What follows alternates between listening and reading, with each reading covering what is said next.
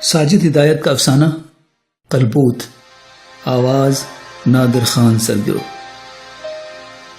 سنو ڈیئر، دوریاں محبت بڑھاتی ہیں اور قربتیں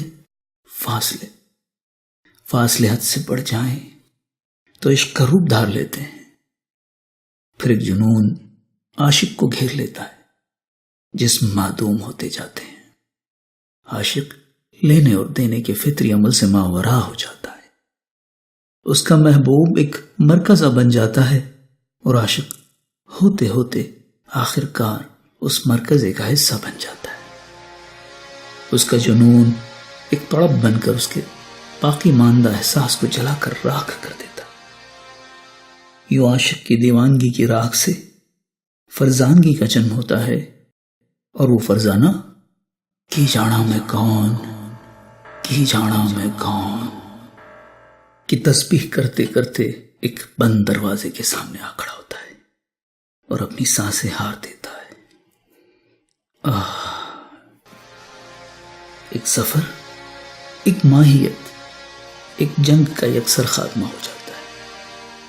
پہلی سسکی سے آخری ہچکی تک کا سارا نصاب اس کی زندہ آنکھوں میں پڑھا جا سکتا ہے، پر اس کے پاس پڑھنے والا کوئی نہیں ہوتا سوائے اس پر ہنسنے والوں کے۔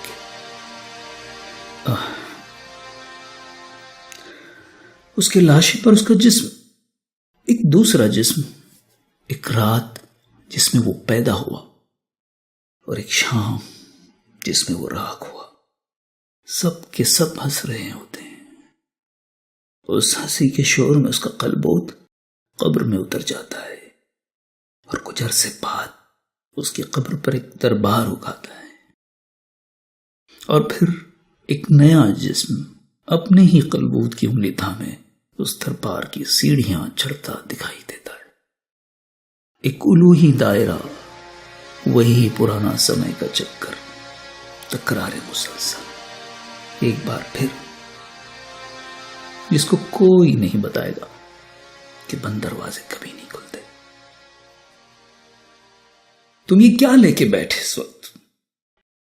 یہ کہتے ہوئے رینا نے غصے سے اپنے ننگے جسم کو چادر سے ڈھانپ لیا، اور اس کو یوں لگا کہ اس پر آخری دروازہ بھی بند ہو گیا۔